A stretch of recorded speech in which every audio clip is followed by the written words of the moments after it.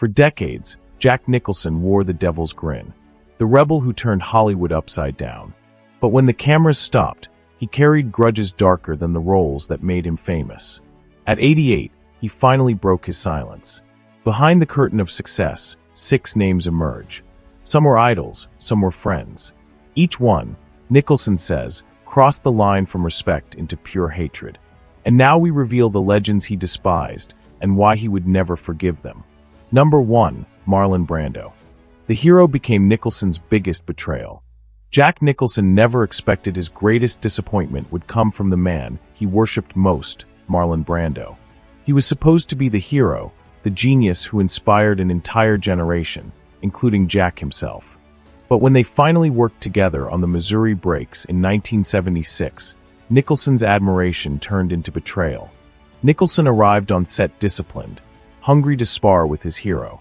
Brando, however, showed up overweight, detached, and uninterested. He refused to learn his lines, plastering cards on lamps, furniture, even on the foreheads of crew members. What should have been a masterclass in acting turned into chaos. Nicholson later fumed, "Genius doesn't excuse laziness. A lazy genius is just a fancy word for fraud." The betrayal didn't stop there. Brando began adopting bizarre accents, slipping into Irish tones without warning. He insisted on eccentric costumes, bonnets, dresses that baffled the crew. To Nicholson, this wasn't brilliance. It was sabotage. Every day felt like a game Brando played for his own amusement, while others carried the weight of the film. The tension on set was suffocating. Nicholson, who had hoped for collaboration, now fought to salvage his own performance in the middle of Brando's circus. The film flopped, and with it, their relationship disintegrated.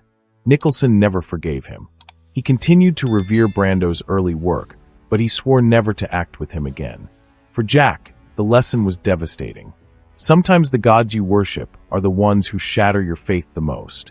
Number 2, Shelley Duvall, the co-star who drove Nicholson to the edge. On the set of The Shining in 1980, Jack Nicholson's fury wasn't aimed at director Stanley Kubrick. It was at the woman playing his wife, Shelley Duvall. He needed stability, a partner to match his intensity. Instead, he found unpredictability that nearly broke him. Kubrick's endless retakes pushed everyone to the limit, but Shelley's fragile process turned the set into chaos. One moment she gave Nicholson raw brilliance, the next she was so shattered that her performance felt disconnected. Jack later confessed, "As an actor, you need a dance partner." With Shell, it felt like she was hearing a different song. What started as sympathy quickly soured. Nicholson's craft depended on rhythm and precision, and Shell's emotional storms left him fighting alone. Scenes meant to be collaborative became draining battles. He admitted her instability made an impossible job even harder.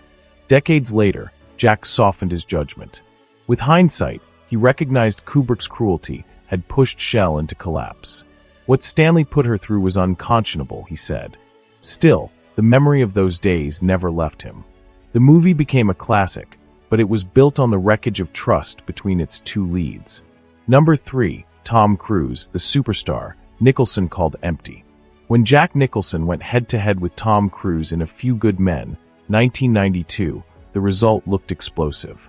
Their courtroom battle gave the world the unforgettable line, "You can't handle the truth." For the audience, it was iconic. For Nicholson, it was exhausting. Nicholson built his career on risk. He thrived on moments when a scene could break apart at any second, forcing raw reactions. What he found opposite Cruise was the exact opposite of that. Every smile seemed rehearsed, every movement precise, every line delivered with calculated control. The unpredictability he craved simply wasn't there. He later sneered, "You look in his eyes, and you see the machinery working. It's perfect, and it's empty." That judgment cut deep. Nicholson believed Cruise approached the craft as an exercise in image management rather than truth. The performance looked flawless from the outside, but for Nicholson, it lacked danger. The spark that made acting worth doing. Even their most famous exchange, the shouting match in the courtroom, left him cold. Nicholson admitted he hurled every ounce of fire at Cruise, hoping to crack through the surface. What he got back felt like lines drilled in front of a mirror, polished until no spontaneity remained. He compared it to listening to a studio recording, when what he wanted was the sweat and chaos of a live concert. After production wrapped, Nicholson was blunt with colleagues. He respected Cruise's discipline, but he would never step on set with him again. The philosophies were worlds apart. One actor chased perfection, the other chased danger, and the clash left Nicholson convinced they could never truly connect. Number 4, Faye Dunaway, the actress who crushed Nicholson's dream. The film that was supposed to define Jack Nicholson's career as a director was destroyed by one woman, Faye Dunaway. Their reunion on The Two Jake didn't feel like nostalgia. It felt like combat. From day one, the set turned into a battlefield, and Nicholson, usually in control, found himself at war with his leading lady. What had been legendary chemistry in Chinatown became pure hostility.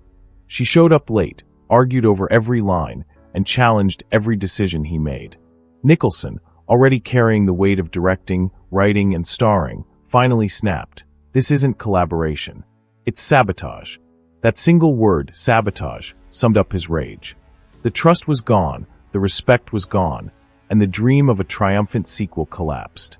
What should have been Nicholson's greatest victory ended as the project that scarred him so deeply. He never directed again. Number 5, Penn, the director who suffocated Nicholson. Jack Nicholson hated nothing more than being told exactly how to act. And that's exactly what Penn did. On the set of The Pledge, 2001, Nicholson wasn't collaborating with a director. He was following orders he despised.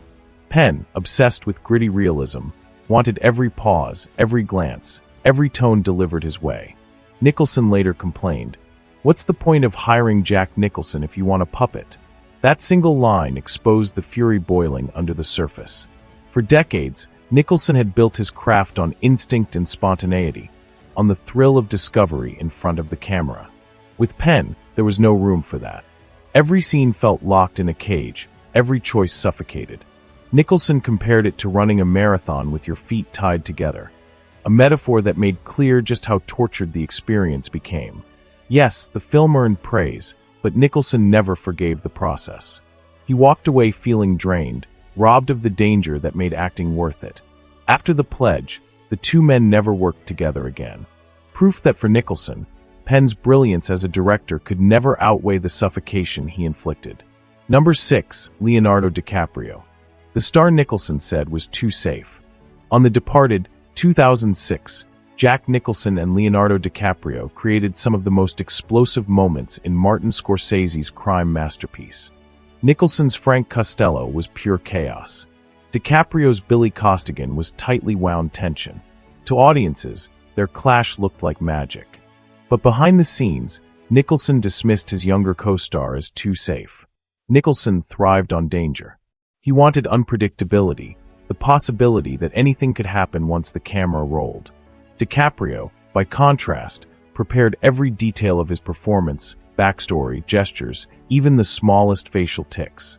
Jack complained, "He's done his homework, but there's no danger. You can see every brick." That difference came to a head in one famous moment. During a tense exchange, Nicholson shocked everyone by pulling out a real gun without warning. Scorsese kept filming, and the fear on DiCaprio's face was real. For Nicholson, that was acting, forcing raw truth. For Leo, it was reckless, a breach of trust. Generational conflict made the gap wider. Nicholson had studied under Sanford Meisner, believing in living truthfully in the moment. DiCaprio belonged to a new Hollywood shaped by precision and discipline. Both methods worked, but they were oil and water on set. Nicholson respected DiCaprio's craft, but never connected with his soul. After filming ended, he told friends he wouldn't work with Leo again. "The kid's great, but too safe for my blood." Their relationship remained distant. DiCaprio, ever professional, praised Nicholson publicly, but Jack's judgment never softened. In the end, The Departed won Best Picture. Yet for Nicholson, it carried a bitter aftertaste. The movie proved to him that even in triumph, the wrong partner could make the process feel hollow. 6 names, 6 battles, and 1 truth. Jack Nicholson never forgot the people who broke his code. From idols who let him down to co-stars who drained the life out of a scene, each clash left scars that shaped his view of Hollywood forever. What do you think? Was Nicholson being brutally honest, or was he too harsh on legends like Brando, Cruise and DiCaprio? Tell us in the comments below. And if you want more untold stories from Hollywood's darkest corners, hit like, subscribe, and tap the bell so you never miss what's coming next.